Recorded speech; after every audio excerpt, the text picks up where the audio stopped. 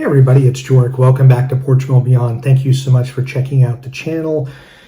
This video is going to talk about why we made the decision to move to Lisbon in Portugal as opposed to other places within Portugal.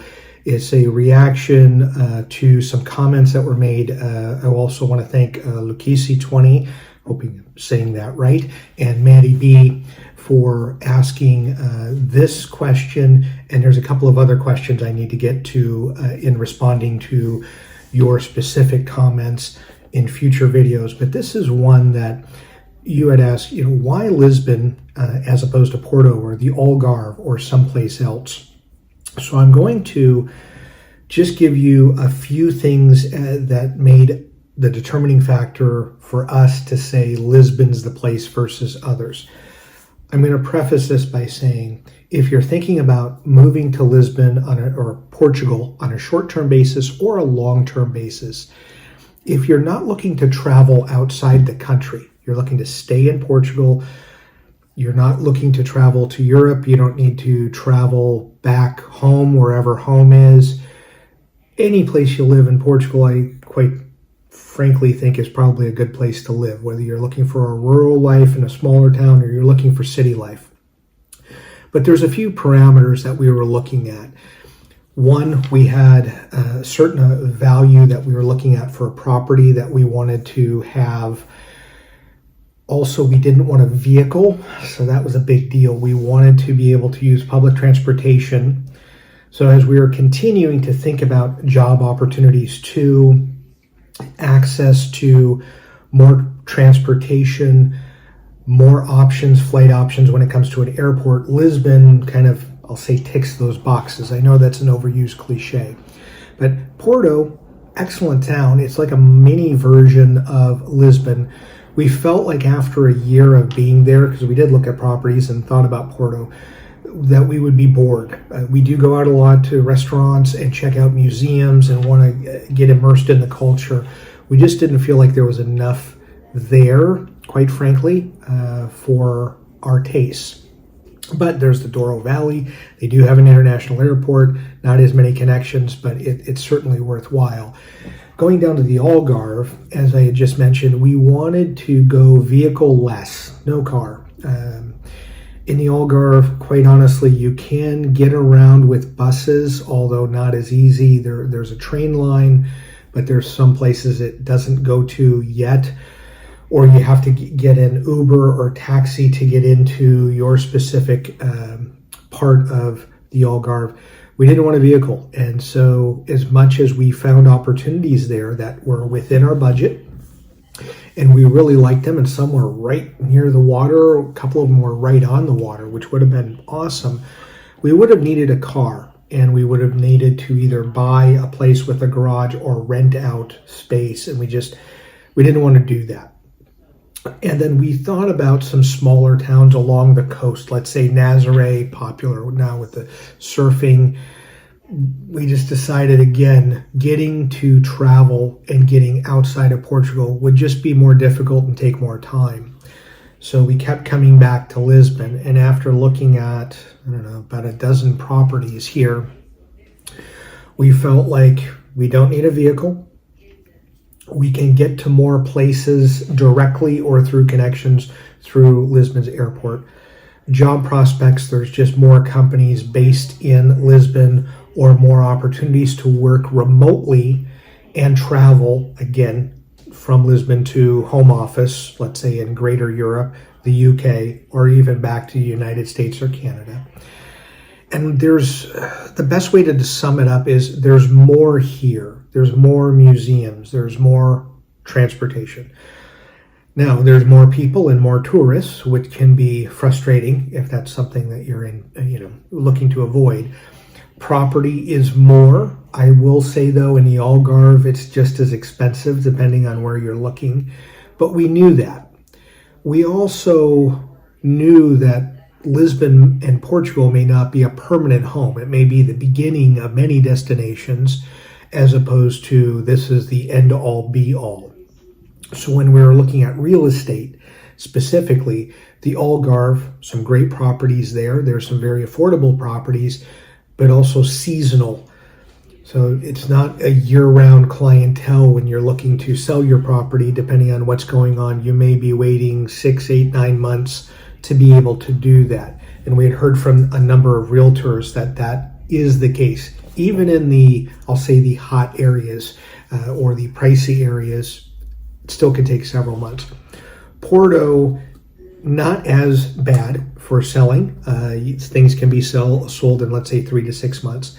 But our experience just in dealing with friends who have been here in Lisbon and thinking about, I'll say, an exit strategy, if that day comes, we wanted to be able to put our apartment or flat on the market and be able to hopefully have an offer within a month or two and then start the closing process.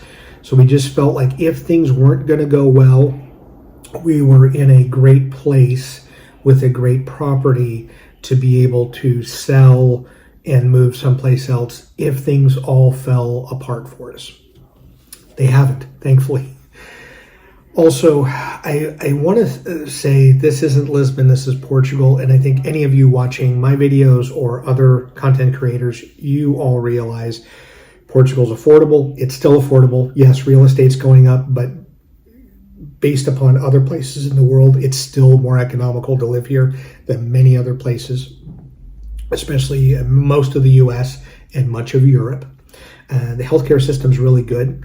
We haven't taxed it. And what I mean by that, I don't mean money-wise tax. I mean, we've gone in for routine visits, annual checkups, getting prescriptions. We haven't gone in, I can't give you, well, I had a heart attack and here's how the system worked, or someone survived cancer and here's the system. I think that's when you really find out how good a healthcare system is. So we've only gone in for rudimentary things, and hopefully, knock on wood, we don't go in for anything major anytime soon. And then lastly, it's safe. I think just about anywhere in Portugal. There's a couple of spots in Lisbon that I wouldn't go to at any time of day. There's a couple of spots in Porto.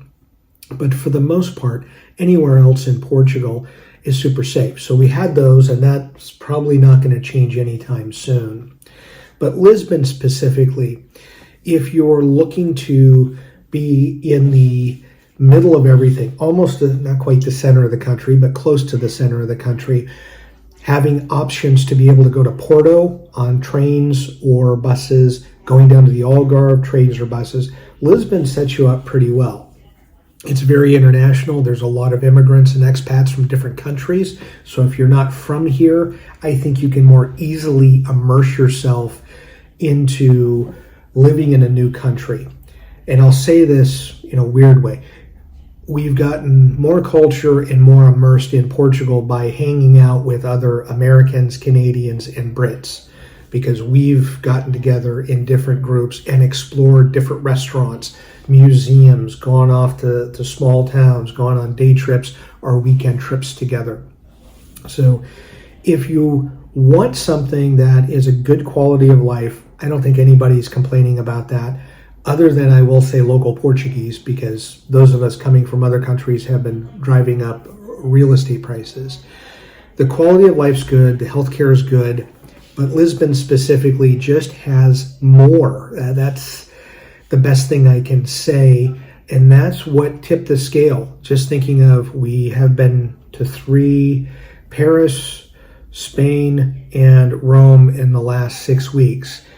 We could have done that from Porto, would have been a little more difficult based upon flights and times and how our schedule works. The Algarve from Faro, some of those flights we would have been able to do, some of the flights we would have needed to route through Lisbon. So again, going back to, in our case, we love traveling. Portugal's a great hub or a great place for a home base for the time that we're in Europe. And Lisbon just gives us the most amount of options to get around Portugal, transportation-wise, and then also get out and explore the rest of the world. So I hope this answers your question about why Lisbon over the others. It isn't because we didn't like Porto, the Algarve, or other places. It's more of Lisbon had more options and more things that we're looking for based upon travel, not wanting a vehicle, but still being able to get around. So Thanks as always. Thank you again, Lucchese20 and Maddie B, for asking those questions. For both of you, I have more videos that I have to respond to questions that you have. But as always, for everyone, thanks so much for watching. Have a great day and enjoy your travels. Hey, thanks so much for watching the full video. If you get a chance, and if you're interested in reading some crazy workplace stories, please check out my two books, Magnet of Madness Volume 1 and Volume 2, both available on Amazon in ebook or softcover.